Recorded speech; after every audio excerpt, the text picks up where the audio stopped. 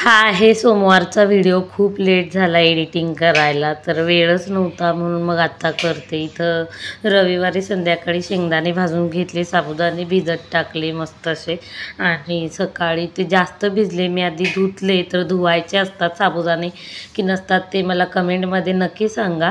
मी धुतलेले त्याच्यामुळं खूपच ते असे मऊ मऊ झालेले, तर खिचडी पण छान झाली नव्हती त्या दिवशी सकाळी.